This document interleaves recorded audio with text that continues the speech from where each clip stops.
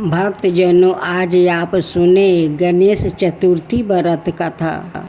पुराणों में कई रोचक कथा मौजूद है जो हमें भगवान की अनोखी लीलाओं का ज्ञान कराती है। ऐसी ही एक पौराणिक कथा का वर्णन हमें गणेश चतुर्थी के संबंध में भी मिलता है। इस कथा में ही हमें इस बात का उत्तर भी मिलता है कि गणेश चतुर्थी को चांद दर्शन निषिद्ध क्यों होता है। चिरकाल की बात है, एक बार धन के देवता कुबेर को अपने अपार धन पर अभिमान हो गया। एक दिन उनके मन में विचार आया कि मेरे से अधिक धनवान समस्त जग में कोई नहीं है। मुझे अपने धन का प्रदर्शन करना चाहिए। अपनी संपत्ति का दिखावा करने के लिए देवता कुबेर ने सभी देवताओं को भोजन पर आमंत्रित किया। जब वो भगवान शिव और माता पार्वती को भोजन के लिए निमंत्रण देने पहुँचे तो भगवान शिव जी कुबेर की मनसा को समझा गए थे कि वो सिर्फ अपनी धन संपत्ति का दिखावा करने के लिए उन्होंने अपने महल में आमंत्रित कर रहे हैं।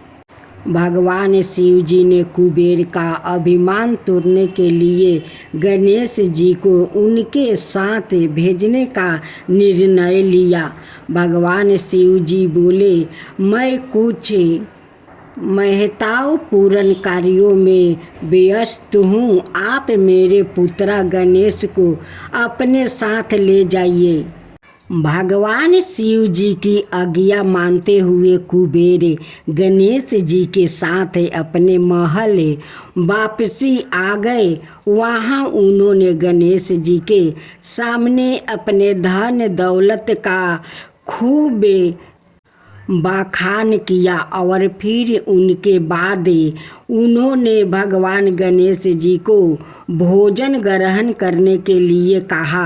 गणेश जी को भोजन में विभिन्न प्रकार के पकवान परोसे गए और धीरे धीरे गणपति जी ने पूरा भोजन समाप्त कर दिया। इसके बाद उन्होंने कुबेर जी से और भोजन लाने को कहा। उन्होंने काफ़ी सारा भोजन फिर से परोसा गया और वो भी उन्होंने ख़त्म कर दिया। इस प्रकार वो महल के रसोई घर में बना पूरा भोजन खा गए। इसके बावजूद उनकी भूख शांत नहीं हुई और उन्होंने कुबेर जी से और भोजन की मांग की। सबसे धनवान देवता होने के बावजूद जब कुबेर जी गणेश जी को पेट भर खाना नहीं खिला पाए तो उन्हें काफ़ी शर्मिंदगी महसूस हुई। साथ ही वो भगवान की लीला भी समझ गया और इस प्रकार उनके अभिमान टूट गया। इसके बाद उन्होंने गणेश जी से माफ़ी मांगी और गणेश जी वहाँ से चल गए। रास्ते में वो अपनी सवारी मूषक पर सवार होकर जा रहे थे। रास्ते के बीच में मूषक ने एक सर्प देखा और भय से उछल पड़े, जिसके कारण वो संतुलन खो बैठे और नीचे गिर पड़े। नीचे गिरने की वजह से उनके सारे कपड़े गंदे हो गए। वो उठे और इधर उधर देखने लगे। तभी उन्हें कहीं से हंसने की आवाज़ सुनाई दी, लेकिन गणेश जी को आसपास कोई नहीं दिखाई दी। थोड़ी देर बाद उनका ध्यान आसमान में चंद्रमा पर गया और उन्हें तब पता चला कि चांद देव उनके गिरने का उपहास बना रहे थे। यह देखकर गणेश जी अत्यंत क्रोधित हो उठे और चंद्रमा को श्राप देते हुए बोले कि हे चंद्रमा, तुम इस प्रकार से मेरी विवस्था का मजाक उड़ा रहे हो, यह तुम्हें शोभा नहीं देता है। मेरी मदद करने की बजाय तुम मुझ पर हंस रहे हो। जाओ, मैं तुम्हें श्राप देता हूँ कि आज के बाद तुम इस विशाल गगन पर राज नहीं कर सकोगे और तुम्हें कोई भी देख नहीं पाएगा।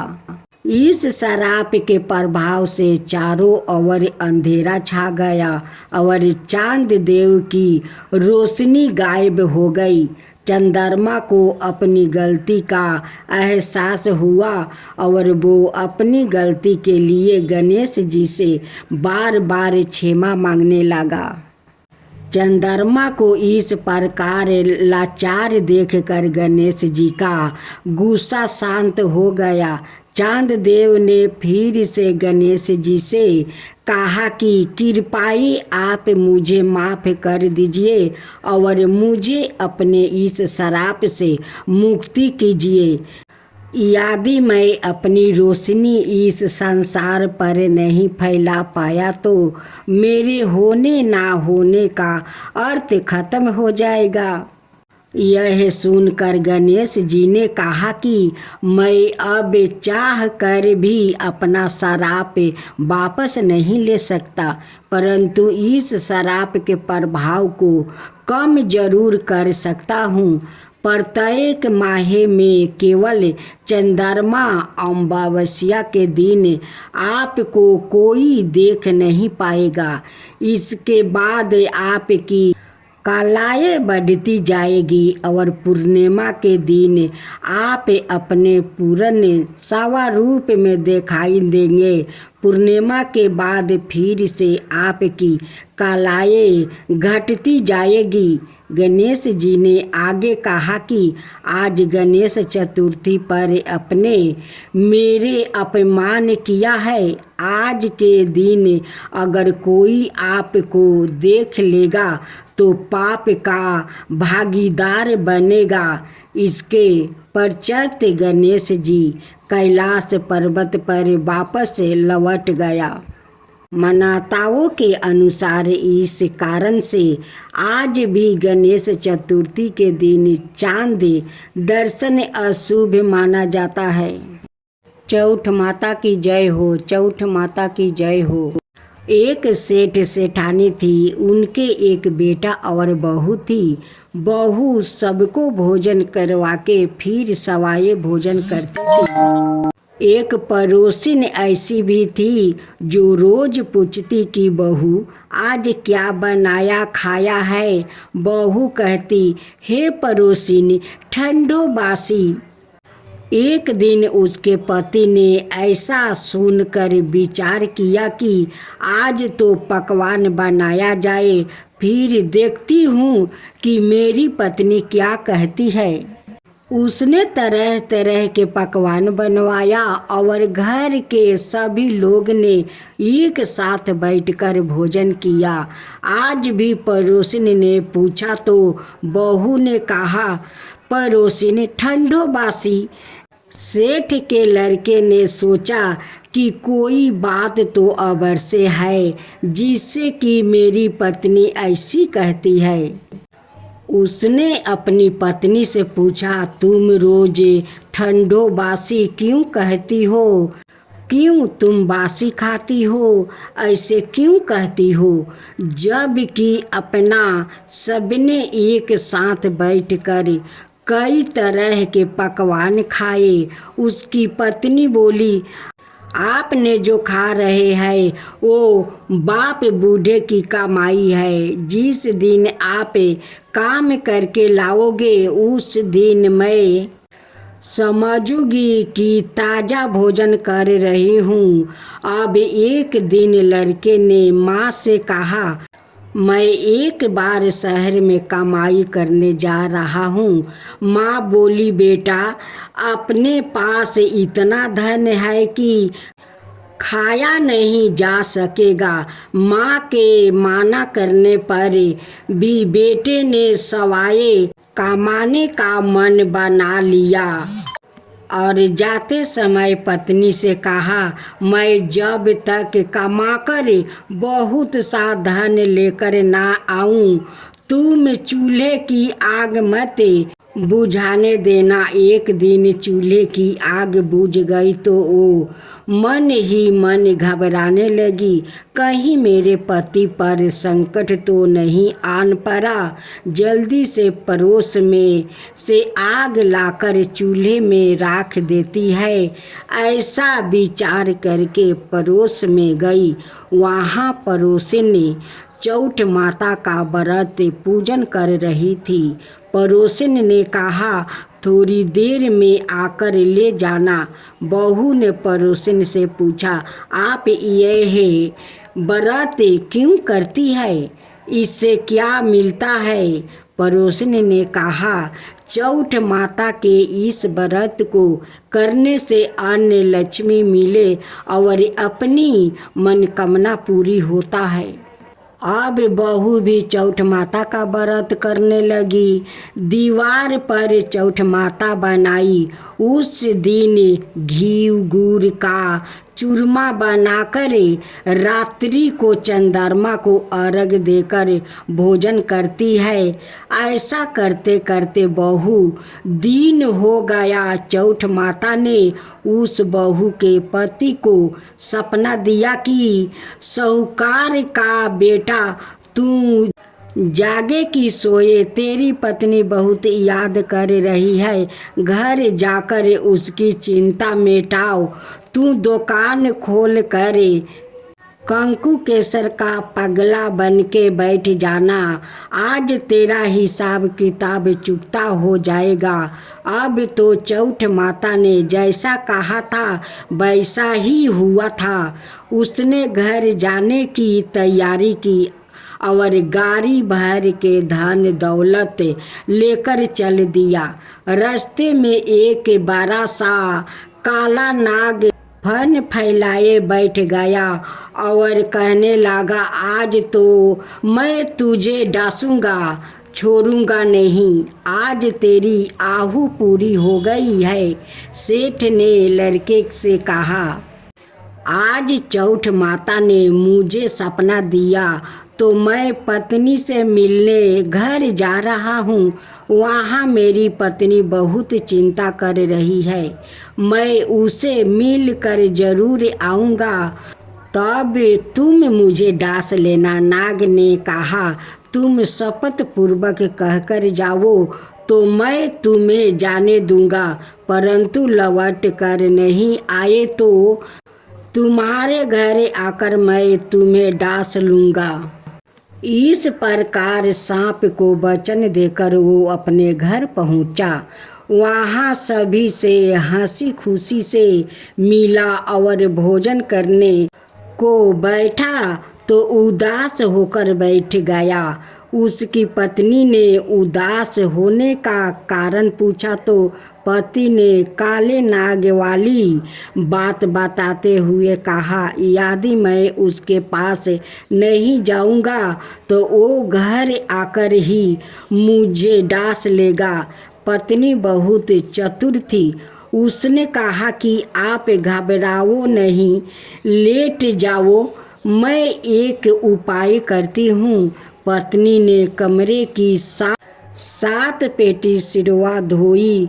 पहली पेटी पर रेत, दूसरी पर इतरा, तीसरी पर गुलाल फूल, चौथी पर कंकु केसर, पांचवी पर लड्डू पेड़ा, छठी पर गादी गलैचा और सातवीं पेटी पर दूध का कटोरा भर कर रख दिया। इस प्रकार वो सात ही पेटी सजाकर बैठ गई।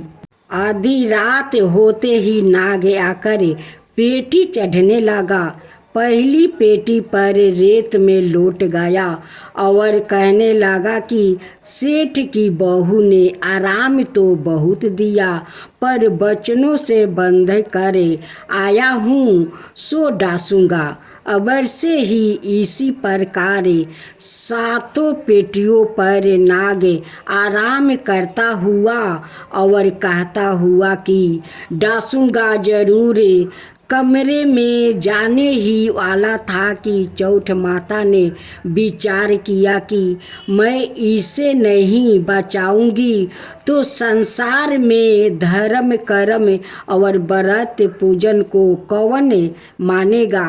अब तो गणेश जी, चंद्रमा जी और चौठ माता ने उसे बचाने का विचार किया। चंद्रमा जी ने उजाला किया, चौठ माता ढाल बनी और गणेश जी ने तलवार लेकर नाग को मार दिया और ढाल से डंक दिया। अब बहू भी थकी हारी सो गई। दिन उगा तो लोग बेटे से मिलने आए, परंतु बेटा बहू तो उठे ही नहीं थे। बहू देर हो गई तो माँ उन्हें उठाने गई।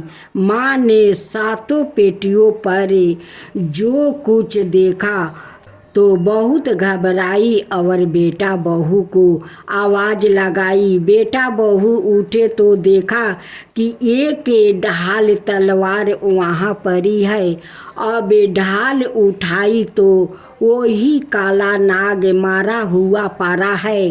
बेटा बहू ने सोचा कि आज तो धर्म कर्म ही आरे आए, जो भगवान गणेश जी और चौठ माता ने हम सभी को रक्षा की है।